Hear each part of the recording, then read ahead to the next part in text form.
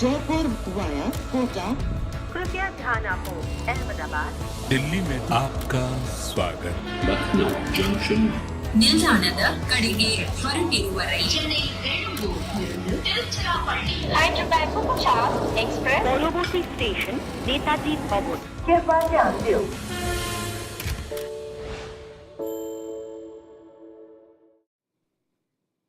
It's one life and we need to make the most of it, which is why we're not waiting for the weekend to have all the fun. We're just getting the party started on a Thursday. Yes, we have a double header today. So first up, Punjab takes on RCB and later in the day, KKR take on DC. Hello and welcome to Cricbuzz Live. My name is Saiyami Kher. Joining me to rock and roll and get this party started, I have someone who's come from a very hard-fought paddle tennis game, Michael Vaughan, and someone who's taken his 4,000th flight in the 4 months of the year, Harsha Bhogle. I can't even remember which flight I'm on next, and Michael's body remembers every minute of the battle that he played. I'm just waiting. If the party, where's the gin? Where are the drinks? See, this is still a PG-13 show, but everything's kept ready for you in the green rooms. The party is totally ready. We've got the vibe, you know, we spoke about this yesterday. Nice bar here, right? The decor and the pub for you. Yeah. So the Rovers return. I was talking about Coronation Street back home. You'd have seen a bit of Coronation Street. Just no ITV. off. Well, this is it. This is it. Oh, okay, there you go. Well, this is a posher version of the Rovers return, I must say. So for today's party, I mean, we wouldn't want party poopers, but there is a big surprise that Punjab's won the toss. They've decided to bowl first. But the big surprise is that there is no Shikhar and there is no Faf. So we were kind of expecting probably Shikhar. We didn't know if he was going to be all right or not. But Faf, yesterday all said with that body, you should be okay to go, is what Polly said. Well, you were admiring the body more. She's not the only one. She's not the only one. She did about 5 minutes on fast body yesterday. Yeah, it's a big shot. We didn't expect that, but Virat is captain. Sam Curran. I must admit, when I see Sam Curran being the captain, I'm going, you're too young. He still looks too young to be a captain. But yeah, surprised that two key players are missing out. And Virat, that's the one that surprised me a little bit, because sometimes when you just switch off and say, right, I'm done with it, you then don't want to come back on a stopgap basis. But he keeps saying, I'm in a good place. You know, you say, hi, Virat, how are you? And he says, I'm in a good place. He keeps saying he's in a good place. So maybe he thinks, okay, let me go and have fun. Or maybe, I hope it's not that Faf is going to be out for a while. Because remember, Dooley was saying, he said, I don't know what batters, but if the bowler had that side strain, he was out for a while. I don't know if it's a side strain, but it's interesting to see how RCB But I wonder goes, how it goes. Do you think it comes from the team management saying, okay, we need you to come on, or there is that mutual thing where Virat, the captain, always is very charged up. So I think, captaincy and Virat go together because he's always so charged up when he's captain. Also, that day Maxwell was captain when Faf went off. Yeah, don't rule out someone like Glenn Maxwell saying, go on, Virat, you do it. I nipped in the other day just to see out the game, but Virat, you captain. Because when you watch the RCB team when they're in operation, even when Faf's the captain, you've got Virat coming in to give a bit of advice. You've got Glenn Maxwell who basically stands at mid-on or mid-off giving the bowlers advice.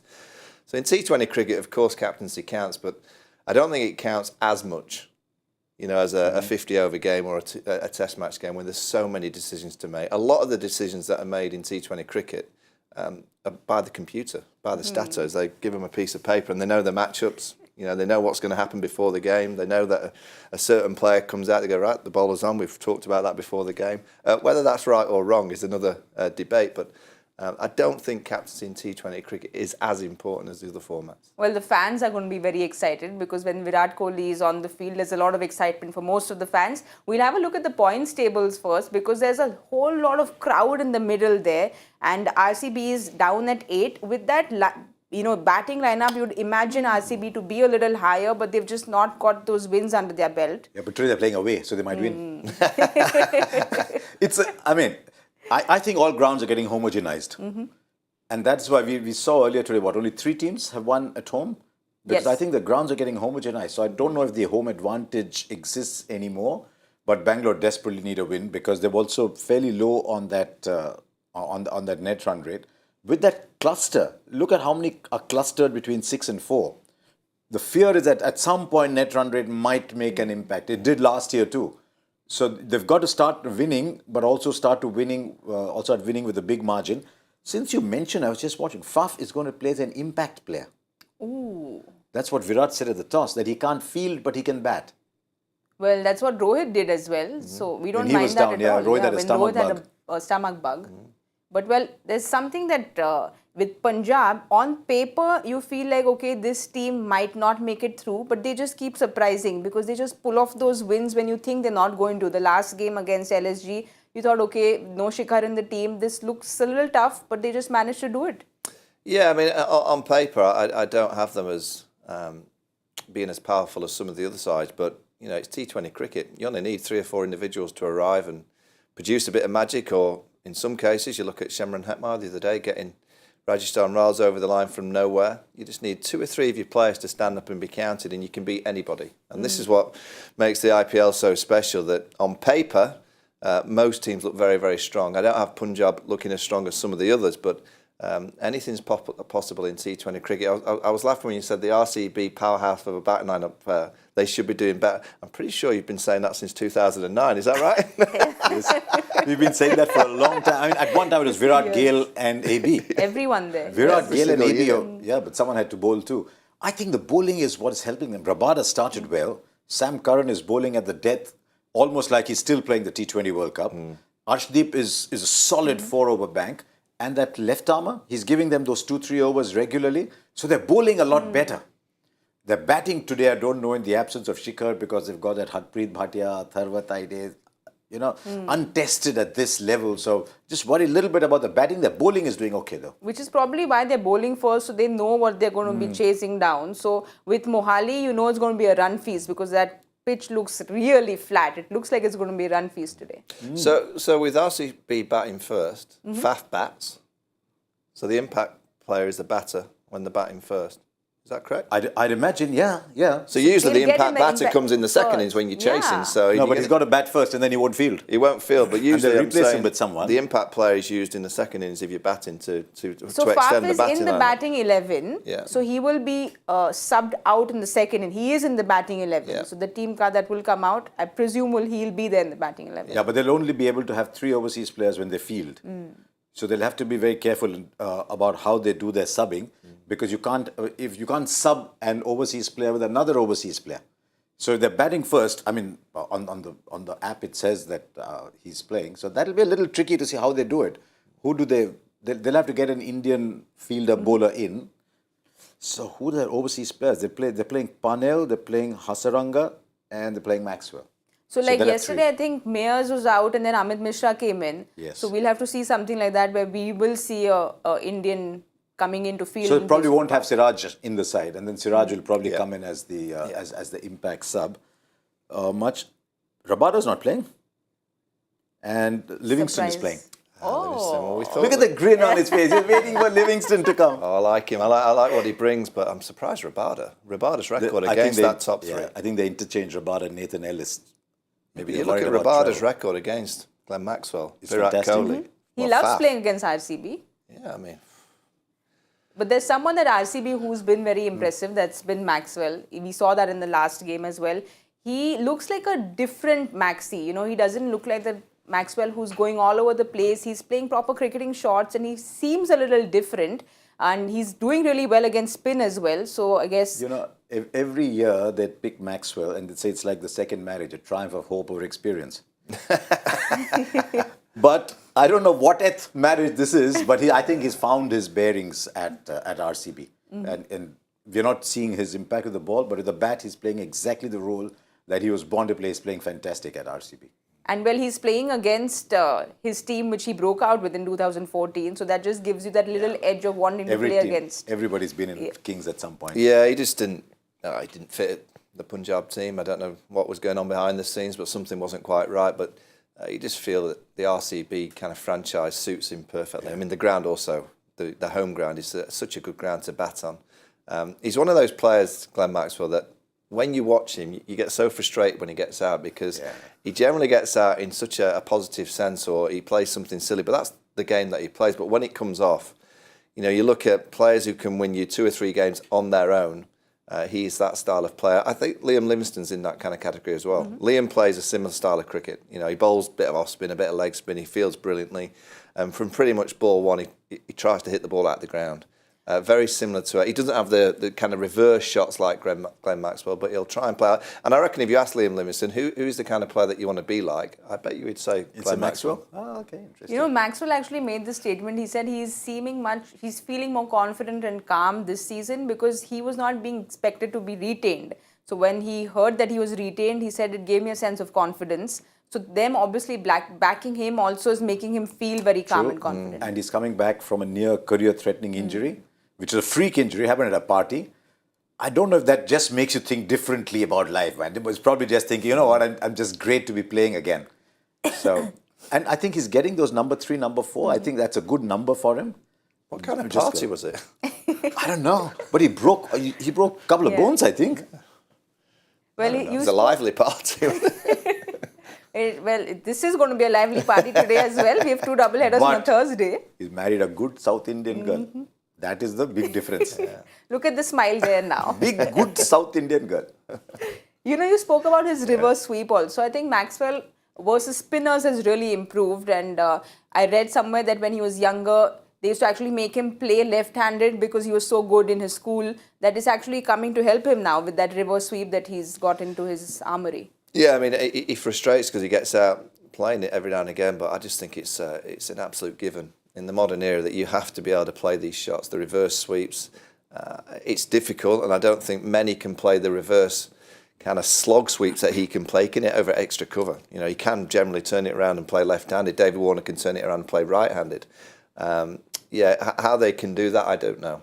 You know, it's practice, it's ability, it's confidence, it's having the guts to do it. You know, I think the guts comes into play when you're playing that kind of stroke. But to have the ability to step and hit, not to shimmy down the pitch and hit a 6, but he can just step and hit. He's got the power to just go one step, go over mid-wicket, go down the ground or go over extra cover. He's got that much power. It's the break of the wrists.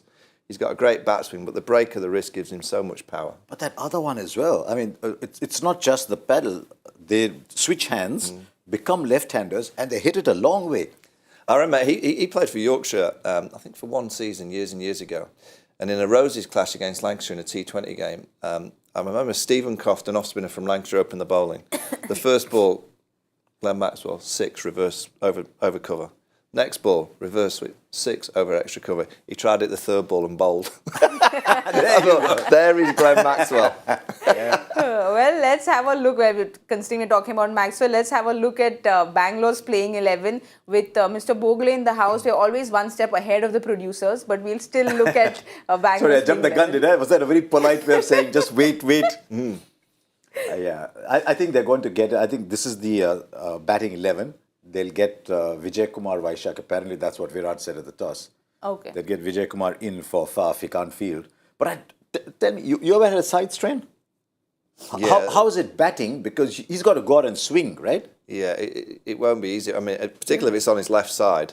If it's on his right side, it'll still be sore. But I think on the left side, when he's kind of turning and twisting, like as Polly was saying yesterday, he was saying the South Africans were tough. So, you know, if they're that tough, why can't he field? No, but also the running between the wickets, will that also get affected? Because the other day, he was a little slow as compared to the Faf standards. You're saying Faf's got a bit slower in his age, has he? No, he's just got, I'm not saying that, especially after what he did that day. He's looking as mighty and as powerful as he has ever been. Yeah, he looked mighty fine, didn't he? He'll be fine, I think. He wouldn't put himself in a position. I'm sure the physios wouldn't have allowed him to even bat if it was going to make it worse. Because if you do have a side tear or any muscle tear and you can worsen it and it can rip a little bit more and it could put you out for 2 or 3 weeks, I don't think they'd be allowing him to. But I would say that they're probably not allowing him to field as a bit of a precaution for today. You're happy they're backing a Vishak because, you know, he had that first game which was really good. The second game, went for 62. Something that Gujarat didn't do with the Yash Dayal, they're backing him. Apparently, I asked them actually, because I thought Yash Dayal would play the next game because that'd be your way of saying, look, we're backing you. I think he had a bug. And so he didn't play. Mohit Sharma came in and won player of the match. That's the way it goes in franchise cricket. But they will play him because he did so well in that first game. And the message it would send out to everybody else in the team is, if you have a bad game, we're dropping you, then there's too much pressure. I think this RCB regime is a little different in that they're backing players a little longer, they're giving them a longer rope, they're not making as many changes as before. So I'm not surprised they're giving him another game. Let's have a look at Punjab's playing 11, because we're going to have a nice 5-minute chat because we'll have Livingston come in. So we have a smiling Michael Vaughan in the house. But that surprise of no Rabada and Nathan Ellison. Yeah, I mean, it looks like Liam's going to come in at number 4. I'd have been tempted to throw him up the top. Mm-hmm. You know, I just think he's got... he's done it at home in a lot of the T20 tournaments, and he's such an aggressor. And in those first 6, when you've only got 2 fielders outside the 30-yard circle, he could get you off to an absolute flyer. I mean, look at those numbers. Look at the numbers. Michael, I saw him last year. It didn't matter where the boundary was. They could have pushed the boundary back into the grandstand, wouldn't have mattered. Yeah, I agree. I just think sometimes when you have a player like that, he's not going to come off every game. Mm-hmm. But if he comes off 1 in 3, 1 in 4, I just think he's going to have the ability in the game to be able to win you that moment. And by doing it so aggressively and so well, he could win you the game. I keep T20 very simple. 120 balls, you want your most powerful players to face as many of those balls as you possibly can. And I put Liam in that category. Look, if he wins you 3 games and influences 2 games, that's 5 games he's playing a big part in. If there's 5 wins where one player's playing a big part, he's worth your weight in gold.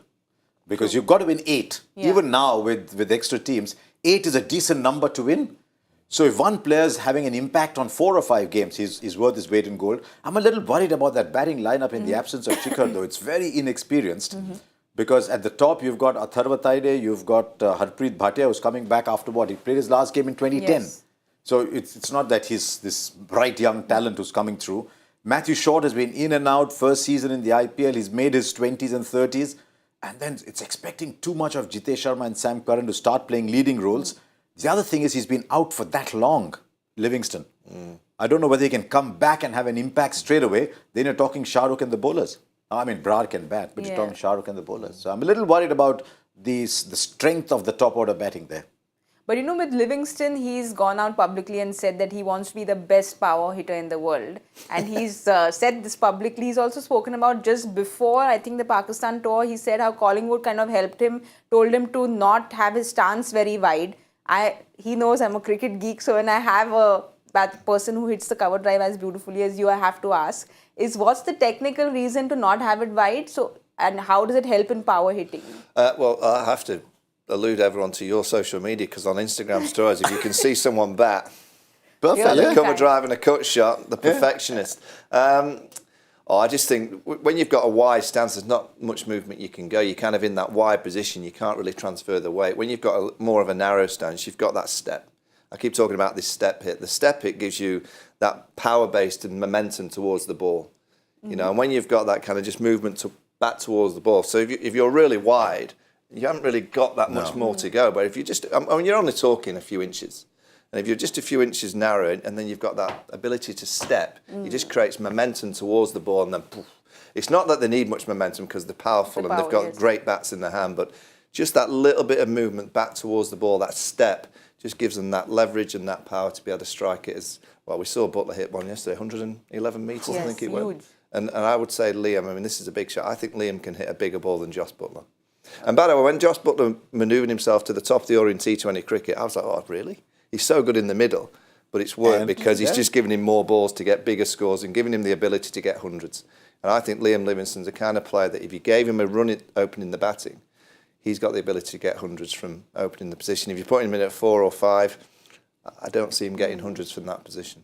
You spoke about, in the green room, you spoke about how last season, pretty much every award, there was Livingston there. I know, I'd meet him every day. Every time I was doing the presentation, I'd run into Liam Livingston. And I said, are you getting bored of seeing me here? Because longest 6, there was an award for the longest 6. He was getting that every year, every game. 2 or 3 times he might have got player of the match because he made, 430, 440 runs last year, which is, at that strike rate, a lot of runs. When you're striking 170, 175, it's not easy making 450 runs in a season. So we'd meet there all the time. What struck me was he's not the biggest built guy. He's not like, you don't get the feeling you're meeting a Matthew Hayden or a Chris Gale. And Yeah, so I just think players like him are good for the tournament. And you're playing for a team like Punjab that hasn't won a lot, that needs these inspirational players to go around and win games on their own. I just think he needs to be playing because he's good for the tournament, players like him. The story's been told, but he got 366 in a 50-over game for his club. Oh, wow. When he was younger. That's how he kind of came onto the scene. You know, I don't know how old he was. He might have been 17, 18. He was playing for his local team. I think it was Northwich, back home in the Cheshire League, and he got 366. The other thing is we're starting to get these young England players coming through. There's a fresh wind blowing in England cricket. I won't look that side, but I think there's a beautiful wind blowing in English cricket where they're playing T20. They've come to terms with accepting franchise cricket, the 100, the IPL. There's a new look at the IPL. A lot of these young players are coming here and doing well. I'm not even talking Ben Stokes and the others, different era. Look at Sam Curran, Harry Brook, Liam Livingstone. A lot of these players are coming here. And they'll take a little bit of time because the tracks are different. The pressure of being a very highly paid overseas player is a little different. In fact, Harry Brook admitted to it in that the post-match I did with him. Took him a couple of games to come to terms. But they're good for the game because they think differently. They're bold. So it's good. It was the Aussies first, the South Africans. It's good to see the young English players coming and doing that. Yeah, to be honest though, Harsha, they're playing T20 cricket in Test cricket, England these days as well. I don't know for how long, but we wait and see. Oh, it's a great ride. I'm enjoying the journey. Whether it comes to a halt soon, I'm not too sure. But they've certainly got a batch of players. You know, you always look at all the international teams and you see an 11, you say, oh, it's strong, but what's waiting in the wings? You know, I think the real good teams, you look at the Australians in the late 90s, early 2000s, their second 11 was probably the second best team in the world. And I'm not saying England are at that stage yet, but they're getting close to having two 11s that you could go, they're both as good as each other. Well, there are the Australians and then there are the Englishmen, but we are also very proud of what our seamers have done because without the spearhead of a Bumrah, we've seen like a Arshdeep and a Siraj rise to the occasion and they've done it beautifully. So this is something that I feel very proud of. They're both having their little competition there in the power play saying who gets more wickets, but both of them have been super impressive. But the economy rates are very different. I'm so happy for Siraj because he went through a phase. You give the ball to Siraj and the ball vanishes to the boundary. And he was a sort of one-trick pony. He'd bowl the similar lengths. But now he's getting the ball to swing a lot. I think the big change is the outswinger has reappeared. He used to bowl this lovely outswinger before. Then the scrambled seam came in. He lost the outswinger. Now he's got both. And he's bowling at a lively pace. Maybe not 145, but high 130s, early 140s. I think he's a cleverer bowler now than he was. He's always been a hard-working cricketer. And now he's leading that attack. So it's good to see Siraj is in good form. Shami is moving the ball. And I keep saying this, I don't know if you've noticed too, the white ball is doing a little bit more this year. That's what Paulie was saying yesterday. It's helping the Sirajes and the Shamis and all of the world. It's doing a little bit more. It's moving about 4-5 overs where earlier, after 2, we just looked at it and said, okay, gone. You know, Michael, even Arshdeep, he's been very impressive because in the power play, he was known to be more of a death over bowler, but in the power play, he's been very impressive as well. Yeah, you need tone setters with the bat and with the ball, and when you've got that ability with the bowlers that you have to get early wickets, you look at Trent Boult, what he's been doing, getting 1 or 2 early wickets, it just gets you on the front foot. Mohammed Siraj is a bowler, I'd love to have captained him. You know, I just love bowlers that just look like they're giving absolutely everything. He doesn't leave anything out there. He just kind of, you know, you're throwing the ball, he's just going to charge in. And I agree with Harsha, it's all right just charging in because if you just charge into a modern day player, eventually you're going to disappear unless you've got skill. You have to have skill to match the kind of the huff and the puff. He has got that. I remember the spell in the Test match at Lords when India won there on the last day, the last afternoon. From the pavilion end, it was an incredible bowling spell. He just ran in hard and got the ball just to do enough. And it's great to see someone having a bit of success. I think for RCB to go all the way, of course, that batting lineup's going to have to fire, but it's always been the bowling that's kind of always, you've looked at and go, a little bit iffy. You know, why they let Chahal go again, we could speak for 5 hours about that, but, you know, for them you can speak to him for 5 hours too. No idea what happened there, but for the RCB team to go all the way, Hasaranga's going to have to find form, but Siraj is going to have to continue in the vein that he started. Well, RCB is batting first. The other concern for them is the top order has been firing. There's been Virat, there's been Faf who's been great, Maxi who's been great. But the problem in the middle order is still something of concern. DK, who we all love at the Cricbuzz studio because he's just so lovable. He had a good game. He got those 28 runs in the last game, but he really needs to fire for RCB. And they need to figure out, I mean, last time he came into bat in the 14th or 15th over, so he got a few balls in. He's not getting younger. So the ability to come in and fire from the first ball, it won't be easier for him as he goes along. So I'd actually like him to see a few more balls. If you look there, he's never really been in. I mean, he got 8 against Kolkata, but he's just not been in. And sometimes he's just got to go from the first ball, which is not easy. So I'd like him, see, if he got 14 balls, he made 28. So I'd like him actually to come a little earlier. I mean, look, this is someone who's opened the batting for India in a test series in England. It's someone who's batted number 4 in a Champions Trophy winning side, playing as a pure batter at number 4. So he can do that. So I'd like him to play a little bit more rather than only come in 17th, 18th over, where his ability is a little limited. So maybe he'll come in a little earlier. He's faced 27 balls. Yeah. All in the of it, tournament. yes. It's 4.5 overs that he's had the chance to bat. I just think sometimes, you know, we've seen it with Shemron Hetmar, we've seen it with Nicholas Pooran. They're almost being pigeonholed now as like these last 5 over players. Get them in earlier. Give them 10 overs to do the business. Because, by the way, 10 overs of doing the business is a lot better than 5 overs doing the business. And if they do the business from the 10th to the 15th and then they get out, they've still done the business.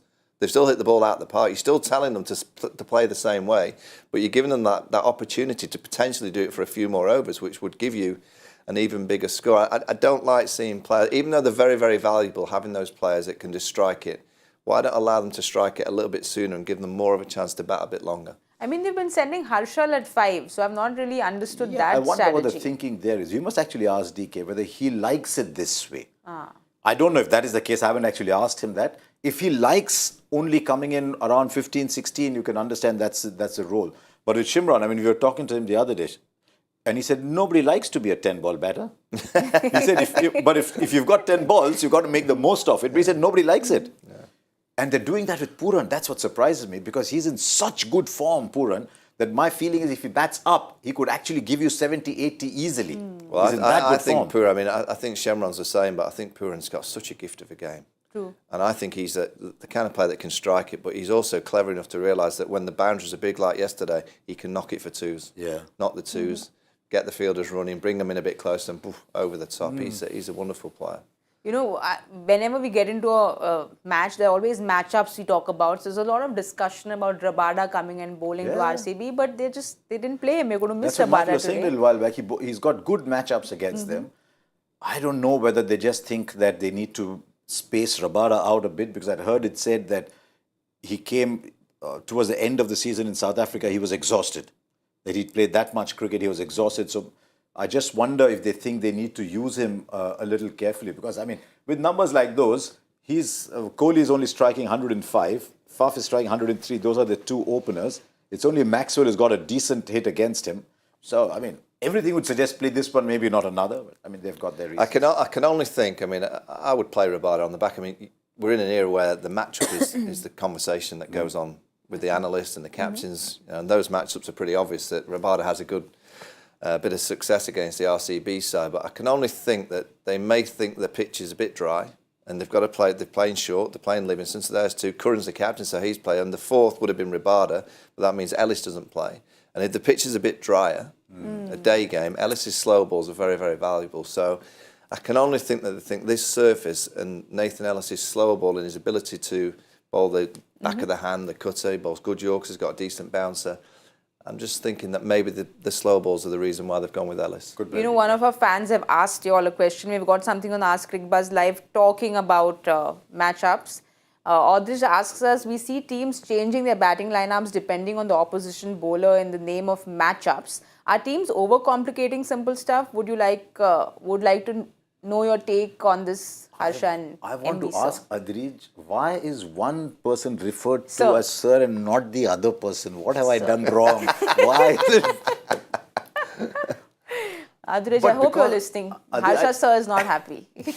I think it's because such a short game that if you can knock over someone with a good matchup, it's worth doing it. But the thing about these matchups is it's not just the bowler who knows it. It's the batter who knows it too. Everyone's seeing the same stats. Eventually it comes down to who is bowling what to whom. The batter knows, look, Rabada's got a good matchup against me. I'm sure Virat is thinking, okay, let's do something about that. Everyone's seeing the same stats. It comes down to the same thing. What do you do with those matchups and how do you bowl? But as a batsman, does it play at the back of your head when you know there's a certain bowler who, gets the better of you each time? Yeah, I mean, it's never easy as a batter when you feel that someone's got the wool over your eyes, but it's down to you as a player to go and make sure you work on that kind of weakness if you have one. If it was so easy that the computer could tell you exactly what to do, you wouldn't be playing. Exactly, the computer would win the IPL. I think where the IPL and any T20 tournament is great is, yes, we know about these matchups and you pretty much know what's coming, but the teams that go on to win generally are the teams that surprise the opposition and they do something different or out of the box, or they produce a bit of skill or a bit of magic or a different matchup than what was expected to surprise the opposing side, or they read the pitch better. I think sometimes some teams get so embedded into these matchups and this kind of analytical approach that they forget that actually the pitch is different to what potentially they've been speaking about the day before, the night before, the morning of. I still think the teams that win big 2020 tournaments, and that's World Cups, IPLs, Big Bashes, are those that act out on the pitch, suddenly react. What's happening? Yeah. Do we need to create a different field? Do we need to put a fielder here? Do we need to get a catcher here? Do we need to bring a fielder or two up to try and force the big shot? I still feel the teams that win these tournaments are generally the ones that react out in the middle the best. So Audrich, Michael sir and Harsha sir, both I think that the matchup's a little overrated. It's that time of the day where Michael is going to have all his attention, because yesterday he almost answered Joy Bhattacharya's question. Wow. So I think Joy sir is probably going to ask a tougher one.